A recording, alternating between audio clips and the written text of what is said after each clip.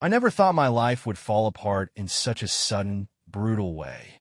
The night before my wedding, everything I believed about love, trust, and the woman I was about to marry came crashing down. But in that moment, I was blissfully unaware of what was really going on.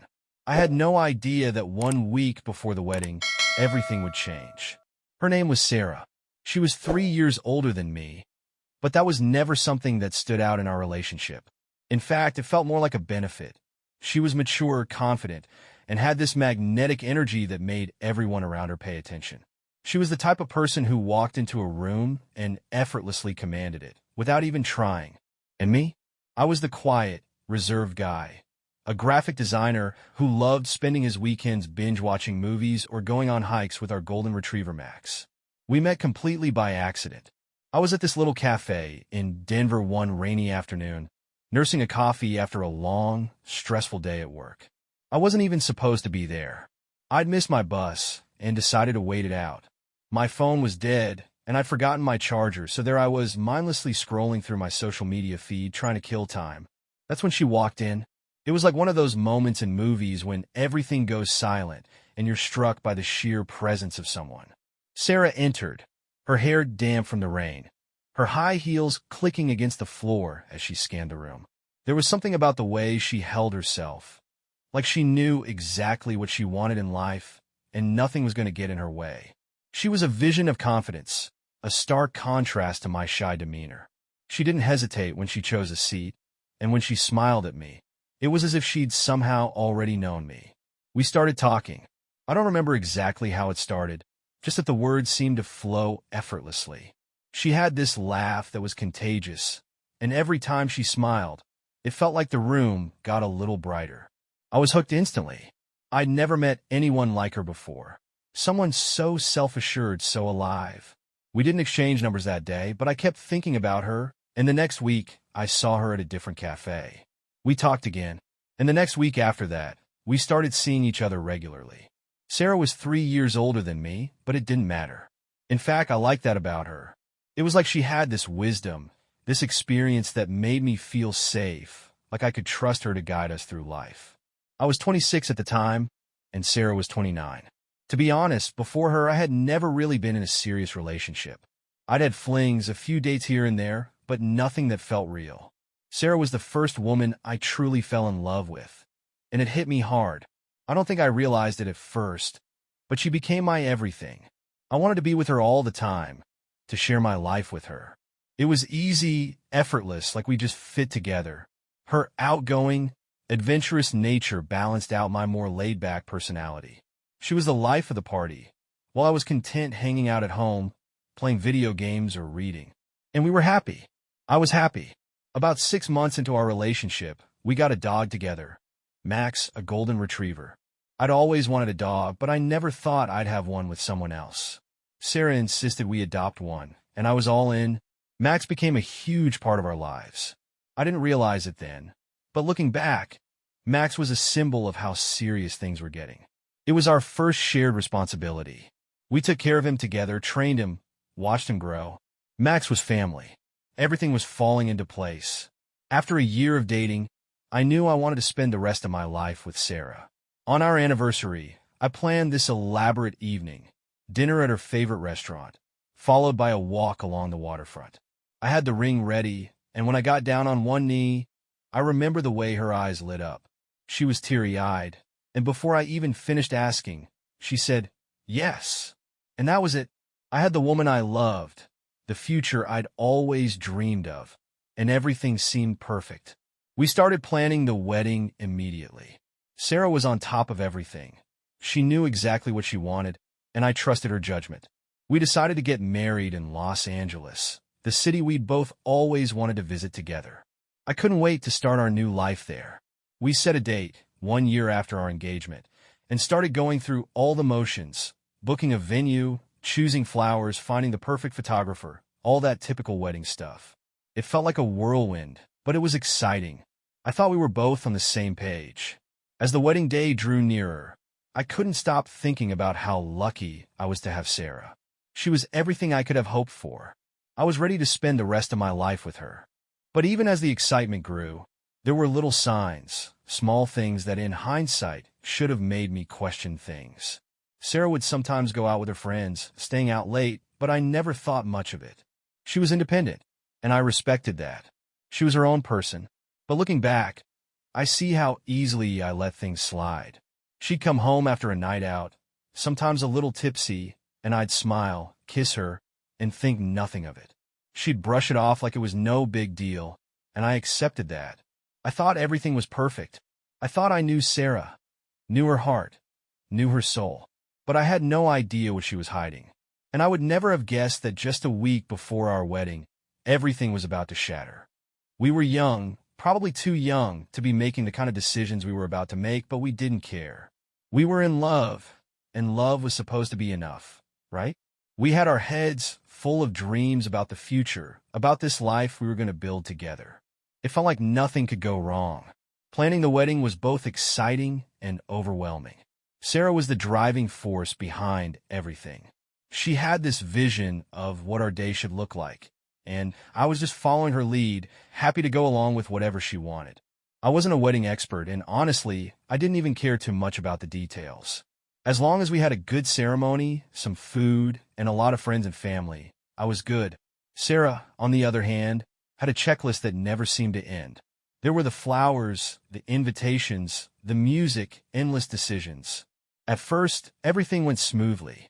We found the perfect venue in Los Angeles, just outside the city, overlooking the ocean. It was everything Sarah had dreamed of. We booked it for a Saturday in a year, just like we planned, and I remember how excited we both were when we got the confirmation email. It felt real then. We were actually doing it. This wasn't just some fantasy we were living out. This was going to be our life. Sarah started getting more detailed about the wedding plans. We needed to figure out the colors for the wedding, the theme, the flowers, the cake.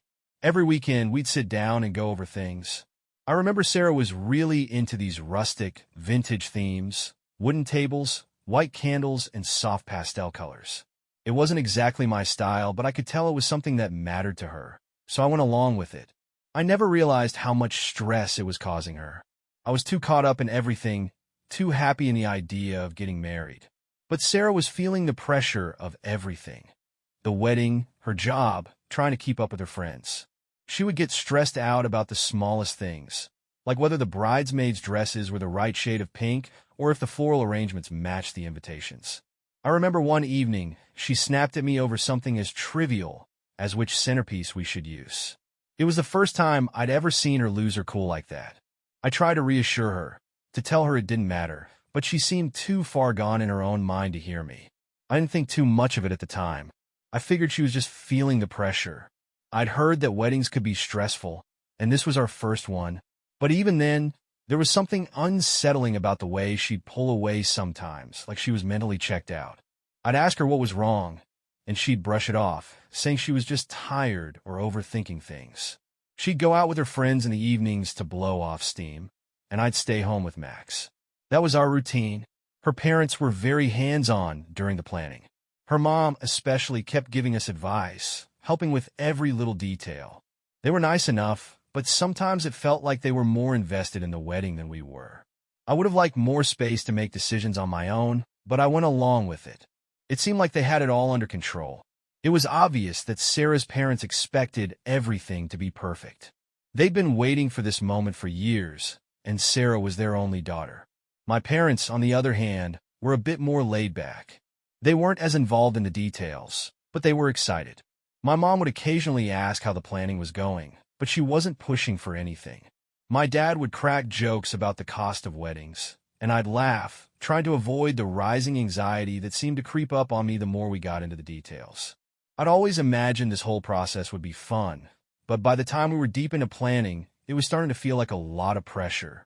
There were disagreements, too.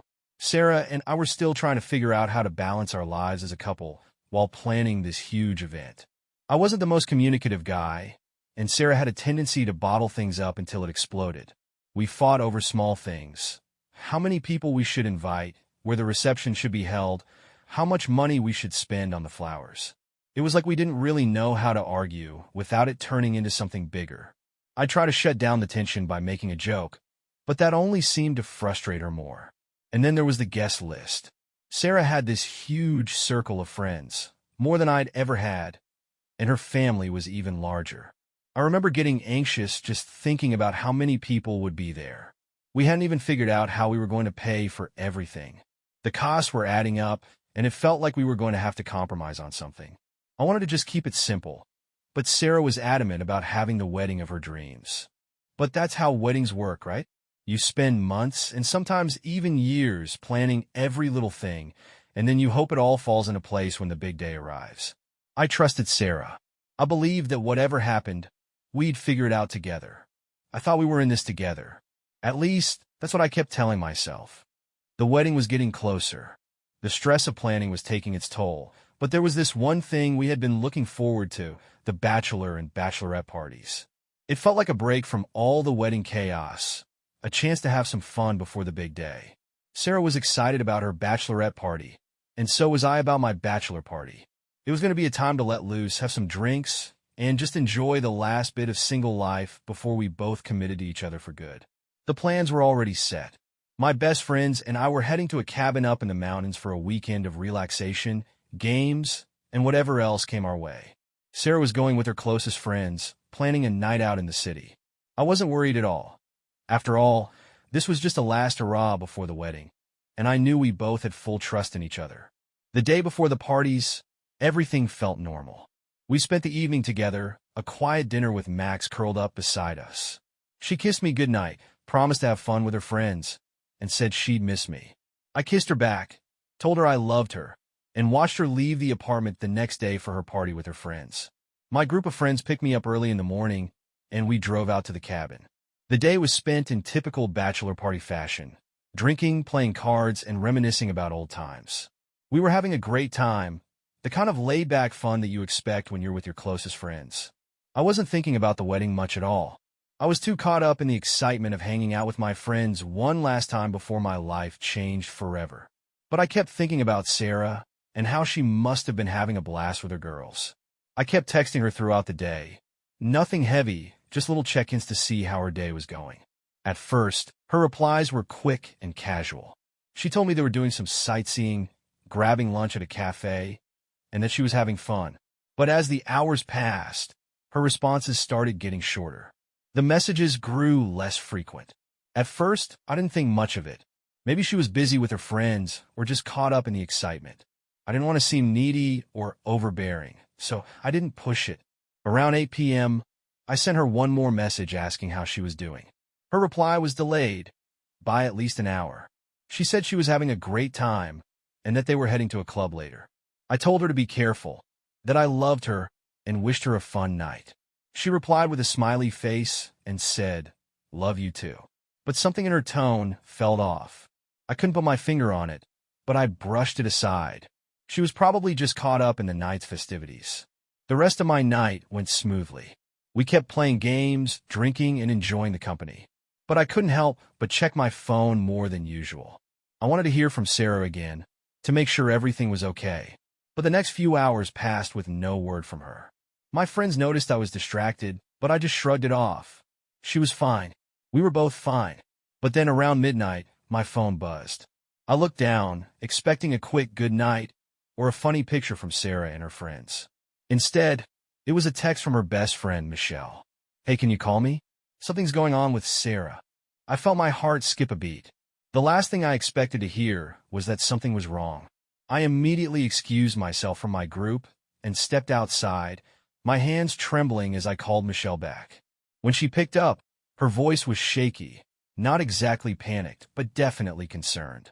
"Listen," Michelle started, "I don't know how to tell you this, but Sarah's acting really strange tonight. She ordered a male stripper for the party, and it's getting out of hand. I don't know what's going on, but we're trying to stop her. She's kissing him, and I'm worried she might do something worse." My mind raced. I couldn't process it. I asked her to repeat herself, unsure if I'd heard her right. "She's kissing him, and some of the other girls are egging her on.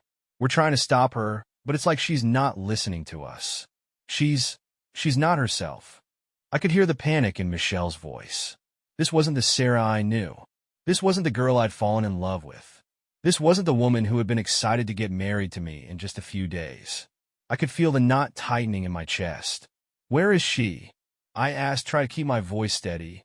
Somewhere in the house. I'm not sure where exactly. But you need to get here. I'm worried something worse is going to happen if we don't stop her. She gave me the address, and before I even thought about it, I grabbed my keys and left the cabin. I didn't even tell my friends where I was going. I was on autopilot, my mind fixed on one thing, getting to Sarah and figuring out what was going on. I drove like I was on a mission, my mind racing with 1,000 different thoughts. What the hell was happening at Sarah's bachelorette party? I had no idea what had gotten into her. We had always been close, always understood each other, but this felt like something completely different. The address Michelle gave me led me to a large, private house on the outskirts of the city. It was the kind of place that was too big for any one person to live in alone, but perfect for a night of partying. There were lights flashing inside, and I could hear the faint sound of music drifting through the air. This was supposed to be fun, right? A simple night out with friends before the big day. But it wasn't fun anymore. It felt like everything was slipping out of control. I parked my car and walked up the driveway, my heart pounding in my chest. The house was massive, with a huge yard and plenty of space. There was a sense of chaos about it, like people had been moving around inside, trying to keep things together, but the situation had already gotten out of hand. I knocked on the door, trying to steady my breath. Michelle opened it quickly, her face pale, her eyes wide with worry. She didn't even say a word, just grabbed my arm and pulled me inside. "Come on, she's upstairs," Michelle said, her voice barely a whisper. "Please hurry." We moved through the house quietly, passing rooms full of people laughing and drinking. I couldn't focus on any of it. All I could think about was Sarah. What the hell was going on with her? Why was she acting like this? She wasn't that kind of person. She wasn't someone who'd throw everything away. Not like this. Michelle led me up the stairs, and I could hear the muffled sounds of voices and music from the hallway. We passed a few closed doors, and then, just as we were about to turn the corner, I heard something else. Something I wasn't prepared for. It was a moan. A woman's moan. My heart skipped. I recognized the voice immediately. It was Sarah. Without thinking, I rushed forward, pulling Michelle out of the way. I moved toward the bathroom, and as I passed by, I heard more sounds, muffled, but unmistakable. My blood ran cold. This couldn't be happening. Not now. Not with everything on the line. I pushed open the door without hesitation, the sound of it crashing against the wall echoing through the space. And there she was, Sarah, half naked, her back arched, her body pressed up against a man I'd never seen before.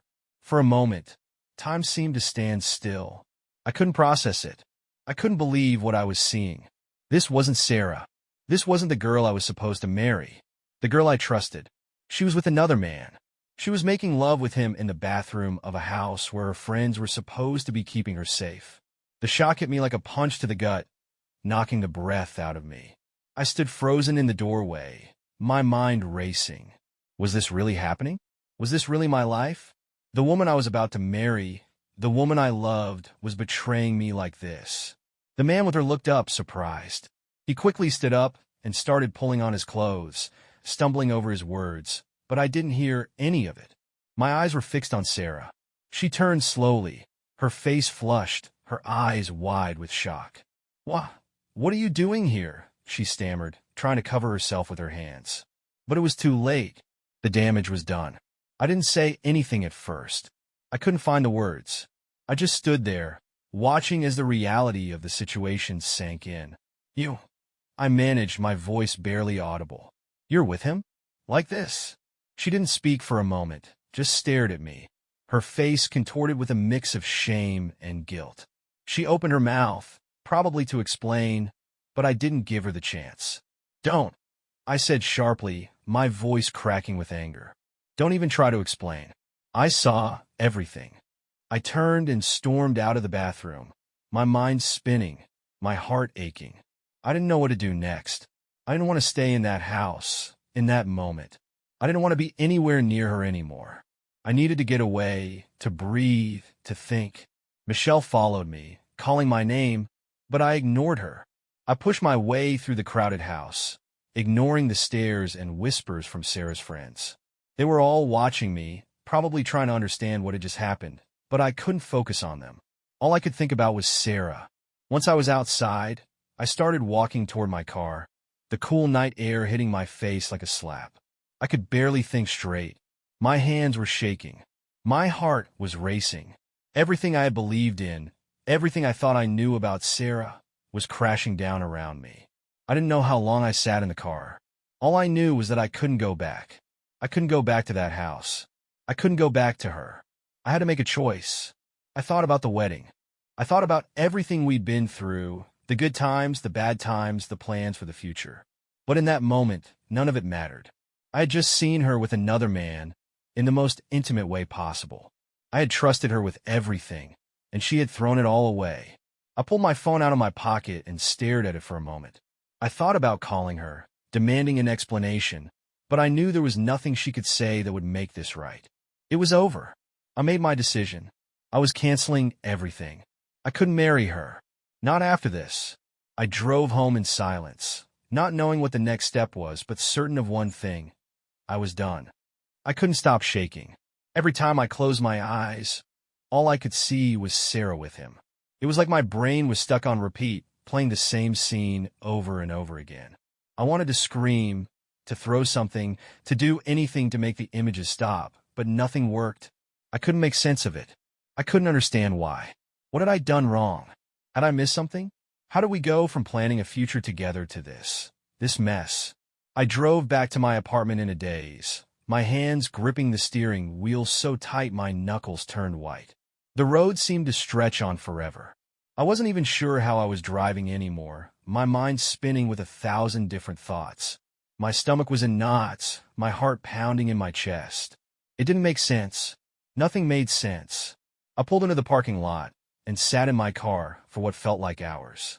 The weight of what had just happened was crashing down on me. I didn't want to go inside. I didn't want to face the apartment that had been our home, the place we had shared so many dreams, so many plans for the future. But it wasn't our home anymore. Not now.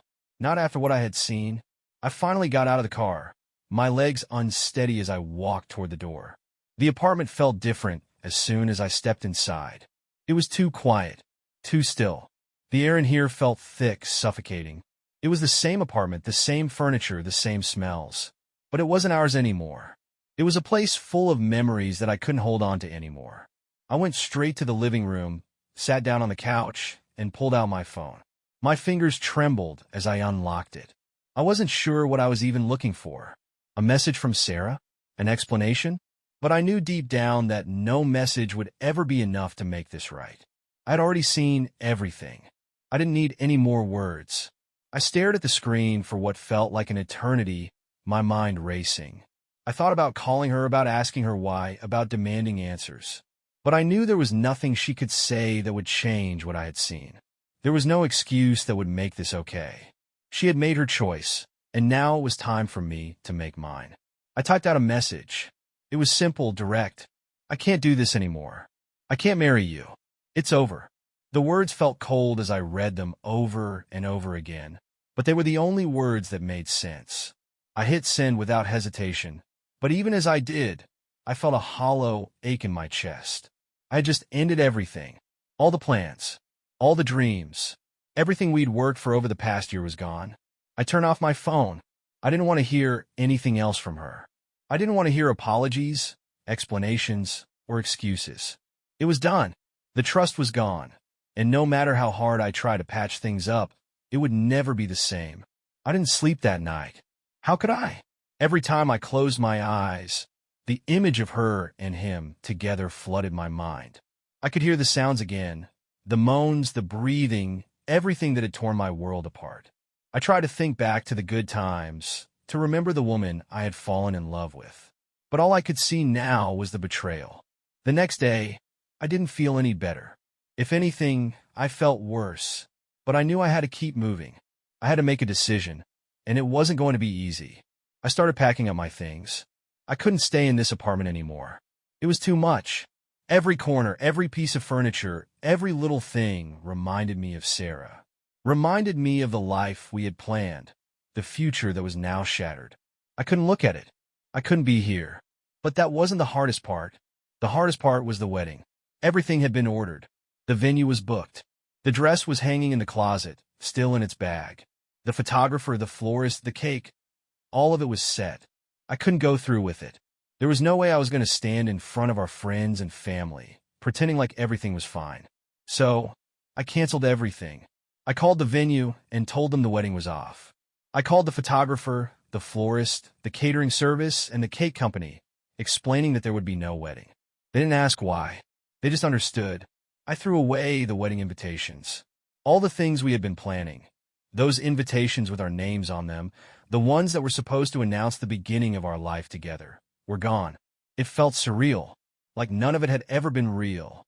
As I packed, I kept thinking about everything we had been through. The late-night talks, the laughter, the plans we made together. The promises we had made.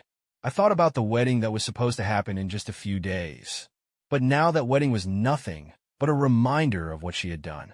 I took down the pictures of us, the engagement photos, the framed photo of Max, our dog, the three of us in a park, smiling, happy. I couldn't look at them anymore. They felt like lies. I put them all in a box and pushed it into the back of the closet. The wedding decorations we had bought, candles, small touches for the reception, everything went into bags. It all felt like a cruel joke. When I was finished, I sat in the middle of the apartment, surrounded by boxes, the reality of what had just happened settling in. I had lost everything. The woman I loved, the life we had planned, the future I thought we would share. But the thing is, sometimes you have to lose everything to gain back yourself. And that's what I was starting to realize. As much as it hurt, as much as I wanted to scream and break down, I had to move on. I couldn't keep holding on to something that wasn't real anymore. I had to let go. The next day, I left the apartment for good. I moved into a new place, far away from the memories. It wasn't easy. There were days when I thought about her, about what could have been, about the life we could have had. But those thoughts faded, little by little, until they were just memories of a past I couldn't change. Sarah never called. She never showed up at my door, begging for forgiveness. And honestly, part of me was relieved. I didn't want to hear her explanations. I didn't need them. I had seen enough. The damage was done. Months passed, and the pain slowly started to fade. I started to rebuild. I started to trust again, though it wasn't easy. But I was healing. I was getting better. I knew that life would go on, even if it didn't feel like it at the time. As for Sarah, I never heard from her again. It was like she vanished from my life. And honestly, I was okay with that. I didn't need her explanations. I didn't need her to try to fix what couldn't be fixed. I had moved on, and I was finally at peace with that decision. I look back now and realize that walking away was the best thing I ever did. It wasn't easy, and it wasn't fast, but it was the right choice. I had to let go to move forward. And now, I'm in a better place. I am happier, stronger. And the lessons I learned from that experience will stay with me for the rest of my life. Sarah? I hope she's happy, wherever she is. But I've moved on, and I'm never looking back.